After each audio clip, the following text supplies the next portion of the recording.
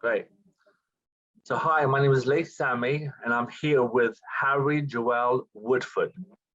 He's the founder of he's the founder of Cinebooth, and he promotes short films and gives directors, actors, producers, writers chance to show their film. I've been to many of his events, and he's shown some of my films, and I would love to interview him because he's a great guy and he just gives people chances to work and show their film, you know. So hi Harry, welcome. Hello. So okay, so we're gonna start with the first question. How did Cinebooth start and why? So the answer to that question has kind of got two directions. Cinebooth initially started, the idea, or at least what really sort of kick-started it, was when I was a web developer at a company, and my escapism after being stuck in an office all day long was going to the cinema. And I grew an interest in cinema quite a lot, and thought about a world where you could actually go to the cinema and choose the film you want to see, because there was nothing more frustrating than a film coming out and you missed it, and then you're like traveling around trying to find the last cinema that's playing that film. So I thought it'd be great, you could just turn up to a cinema and say, hey, I've got the film on DVD, or I'll pay for it to be played again. Obviously I had no clue in terms of the licensing and the complications of it, and I thought about potential solutions and then maybe having my own cinema. And then when I started looking into all of that, how complicated it was and all the other ideas that Cinebooth would have, and there's a reason to the name Cinebooth. You know, I thought about an original style of having a cinema. Rather than having this big major cinema, you have something a bit more intimate and personal, and smaller ones like little booths, and that way you can choose a film that doesn't have to be a film that everybody else wants. But then when I discovered how complicated it was being, the whole thing, I started to think, well, I'm going to try and have my own content. I'm going to have my own films. I guess kind of like my own studio sort of thing, or like a production company. So I started going to events.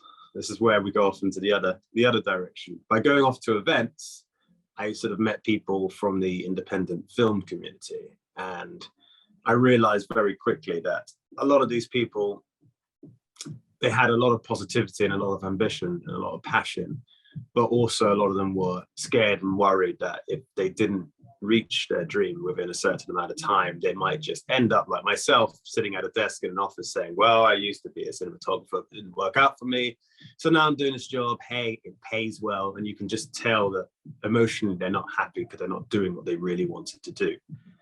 And that struck me, and I didn't want people to lose their talent and give up on their creativity, especially as it's something that, thanks to them, I'm enjoying watching these films. So that's when I thought about starting my own events, and finding a way to help people meet, collaborate, make more films, keep their work going, and hopefully when I do have my own cinema one day, I would be able to say to that massive community, hey, I have a home for you now. I have a place where I can put your films onto the big screen. And that's how my events evolved, from networking to screening events, to even when it was networking, it was still screening of people's trailers. And I was bringing the combination of not just putting people in a room, but putting their work onto an actual screen. And it was like the first stepping stone to me having a cinema and having them have their stuff being shown to a public on a larger screen than just a YouTube video on a computer screen. So Yeah, that's great. how it started. That's great. And that's how we met, because I was screening one of my films and you came to me. I can't remember which film it was, but it was one of the films. I screened it and you came, you're like, oh, you know, I'm doing an event, you know. And then I was like, okay, sure. And then we kind of swapped numbers, and then we kind of that's how we met. Yeah, correct. Yeah, the film that you were showing I'm trying to remember the name of it. White But it's Cane? the one with the White Cane? White Cane, exactly, White Cane. One with the girl with the blind. She's blind, but she does dancing. Yes, yes, yes. That was the first film, and that was, I think, my first screening event that I had ever been to. But there's a little story to how my events kicked off. Go. So you had a story, a short story you told me. Yeah, there's a funny story which my Cinebooth team, they seem to like it. It's kind of how I had the idea of doing my own events, but I hadn't ever tried it out. I've never done events in my life at this stage. So it was all kind of just like a talk at that moment. It was like, okay, I need to find people to be able to make films and then put their films onto a screen. So I had the concept down, but I thought, well, rather than going to other people's events and finding them, why not run my own event? One of the things I didn't like was that, and it's not to fault anybody, but I saw that people had to go to these events, they had to pay for them, which is totally fine because I can see it, I understand it. It's hard to run these events and they do cost a lot of money and they are a lot of time.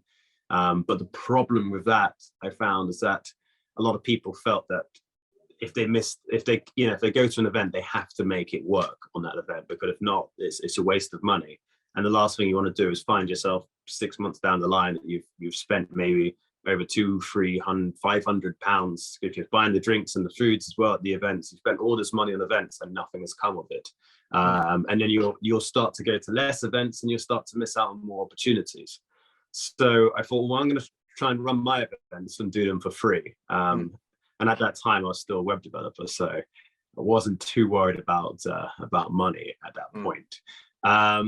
So I thought, okay, well, how do these events work? How do I even sort of find these people? How do I set it up? So I looked at all these different apps, like Meetup and Eventbrite, and I tried out just Meetup. And I just wanted to test the app out. I wasn't actually going to do an event. I just wanted to test the app out out of curiosity. So I created a little dummy event and said, hey, networking event for filmmakers or something like that. And I just posted that just to see how it would work. And I was like, okay, and then can I add a photo? And I thought I'd add a photo and I'll write a description. The description was tiny. There was really nothing special about it.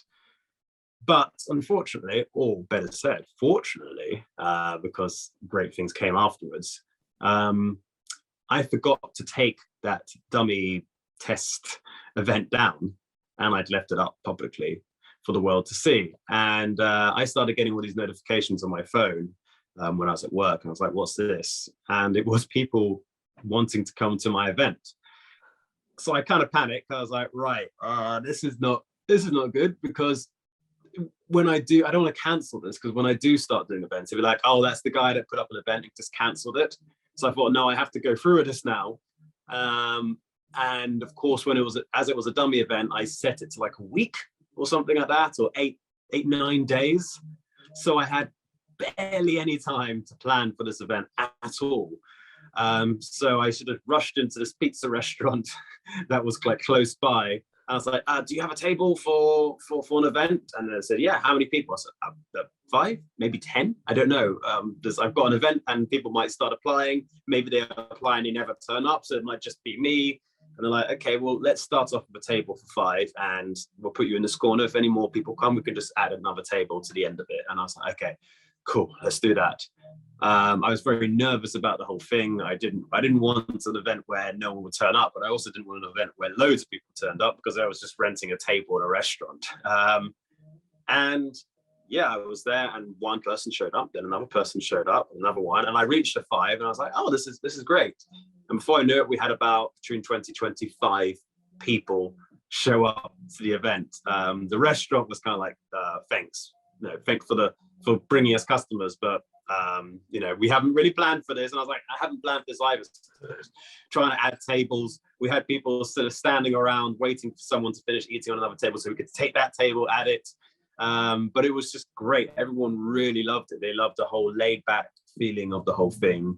I also thought, well, it's the first event, so I'm just going to buy everyone pizza. So I gave everyone a menu, said choose a pizza, and me and my flatmate, credit to him as well. He was there, and we just chipped in, and we just got everybody pizza and drinks on the house because it was the first event. And then from then on, I kind of got the bug, I guess I'd say, and I thought, I think I can do this. And we went from a pizza restaurant to one venue to another venue, and the venues got bigger and bigger and bigger, and the number of people got bigger and bigger and bigger. So yeah, that started. That's awesome. That's a great story. Okay, great. So because you, like, how do you select the films? Like, where do you find these films? Yeah, there's quite a lot of ways of doing it, and I think I'll always be discovering new ways. So one of the ways is, once you've got an event, people will come up to you, and if they see that you're screening films, they're going to say to you, can I have my film screened at your next event? So that's the most easiest way, because they come straight to you. But also, that's not always going to happen at every single event, so you're going to run out of content. And if you're trying to get started, then if you haven't started yet, then you won't have those people coming and asking you.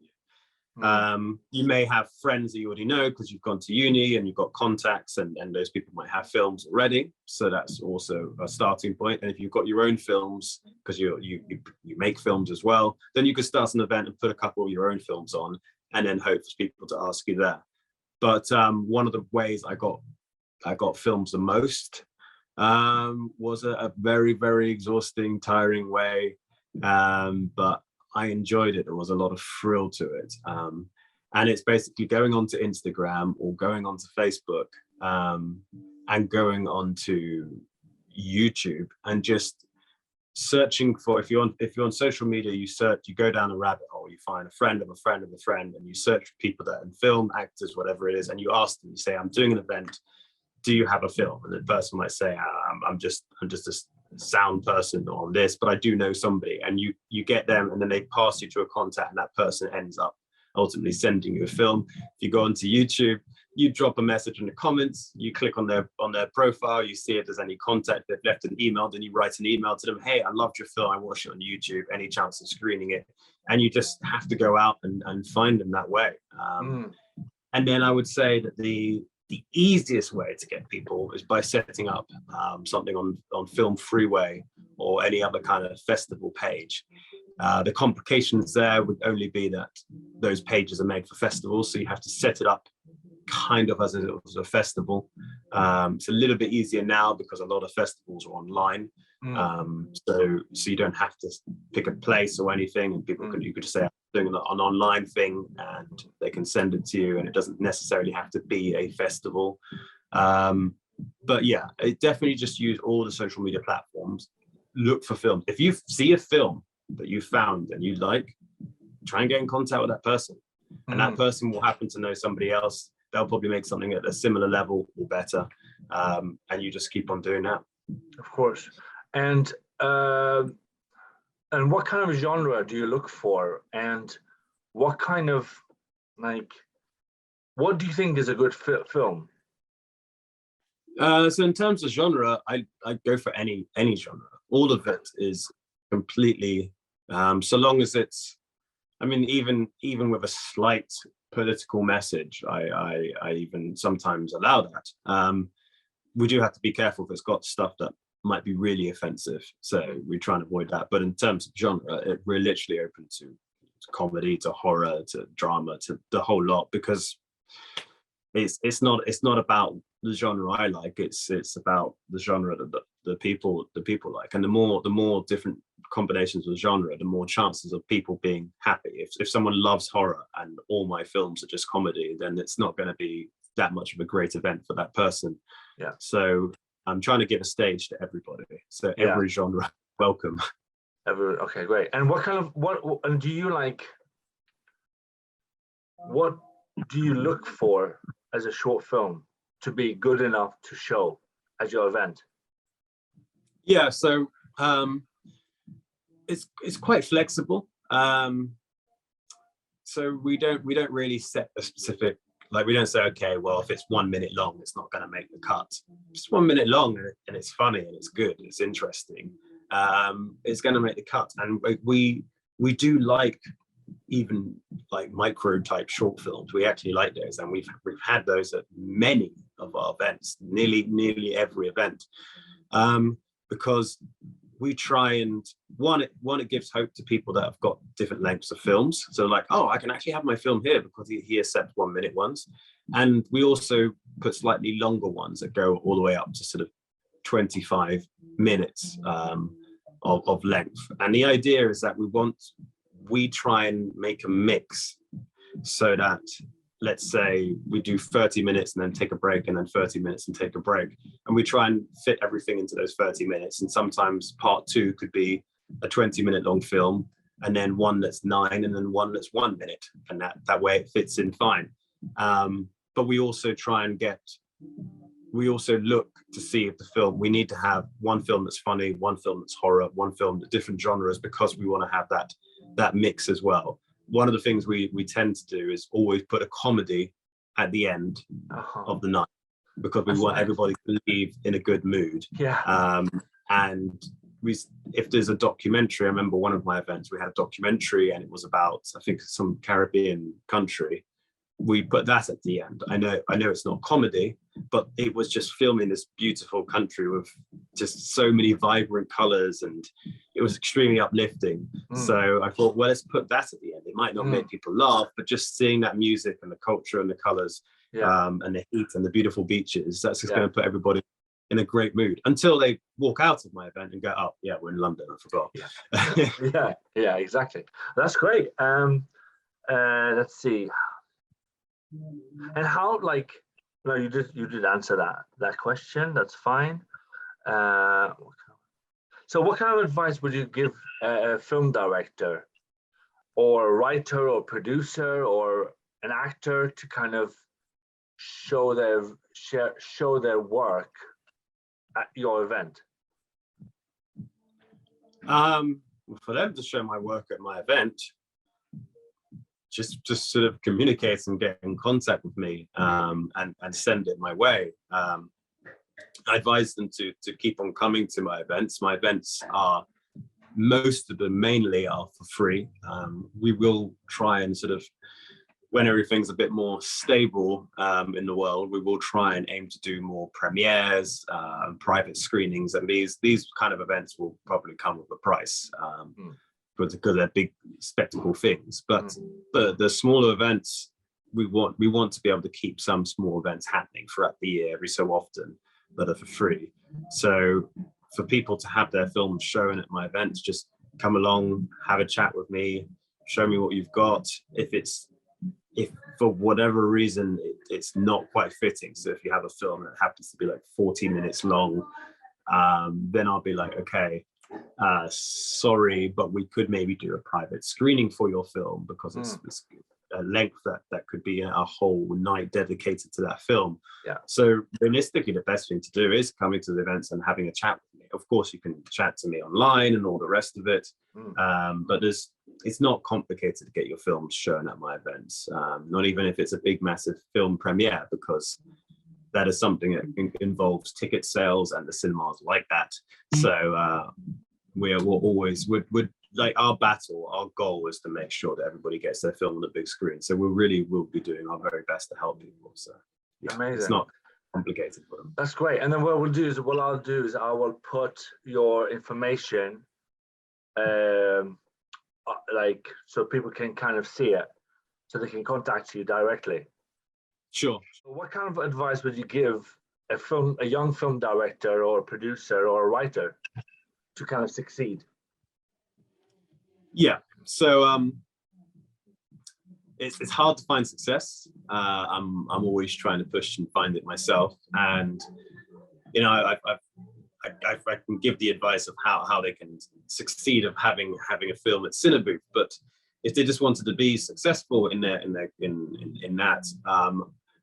having their films and hopefully reach to have their films at cinemas screaming to have their movies played, the best thing I would say is to just keep on staying active. Active is the one way forward. So by that, be in as many short films as you can be in. Go to events, meet people. You're going to meet somebody that will make something a little bit better than the last person, and the one a little bit better and better and better and better. If you're a director, you're going to find that actor that acts better than the previous one and better, and you're going to have better quality actors as you go along. You're going to meet a cinematographer and have your film's going to start to look more beautiful as they go along as well. So keep on networking, keep on going to events and meeting people, stay active.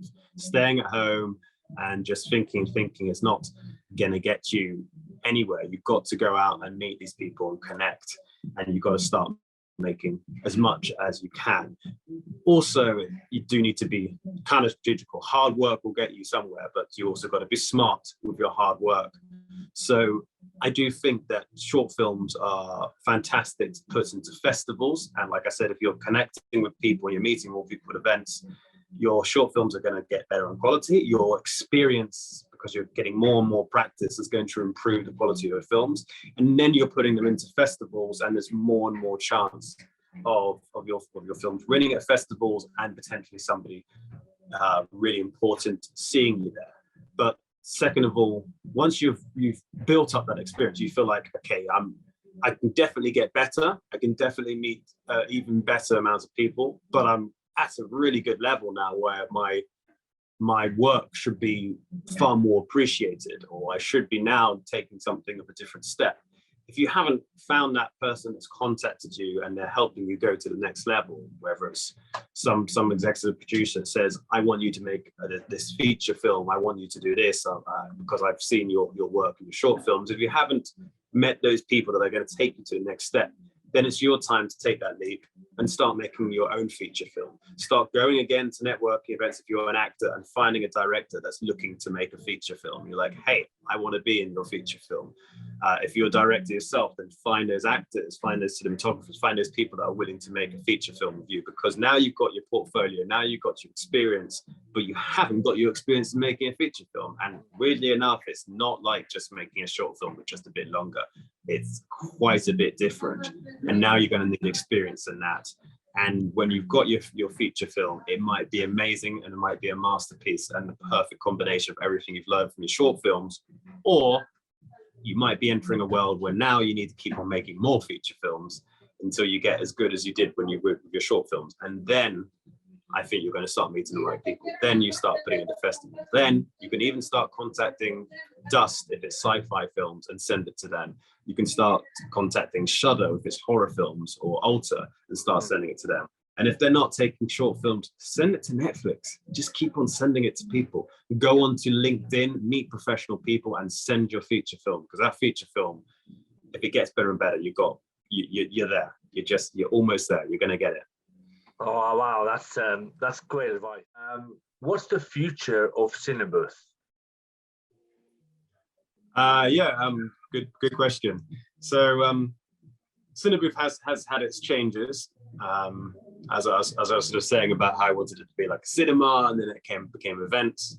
And I made a sort of brief mention about premieres and private screenings. And currently at the moment, obviously things are a bit complicated of what's going around the world. We never know where we're at, but we do want to find, when things sort of settle down a bit, we do want to sort of find that home base cinema. I believe I potentially might have found a home place where we can always run our events, networking and screening events. But we would like to find that home cinema in which we can rely on them to always do our premieres or to do our private screenings. The private screenings, I feel a lot of people have been asking me about those, and that would be quite a nice thing to give to the people in the sort of film industry, an opportunity to have their film screened, and they can invite maybe investors of some sort, of people that they feel that can really help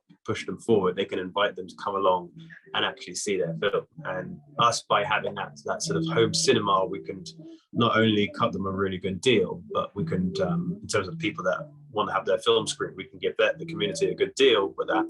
But we also give them the whole Cinebooth experience, a good sort of guest sort of service, sort of taking care and welcoming everybody to the seat, giving them leaflets and making it a very unique experience. So the important person coming to that private screening is not going to just sort of sit there and mainly what I'm trying to say is, for example, myself, if I'm going off to the cinema and there's a bus delay and there's traffic, when I sit and watch the film, I'm still kind of frustrated with everything leading up until watching that film. So we want to be able to erase that completely while forever sitting in that room. We want everyone that, even if they've walked through the door with problems because of the way that we welcome them, the service that we give, they remove all those negative feelings, and they can just focus on enjoying the film. In fact, maybe give them such a great feeling and put them in such a good mood that they enjoy the film more than they would have ever enjoyed it, because it's just, they're so elevated with joy.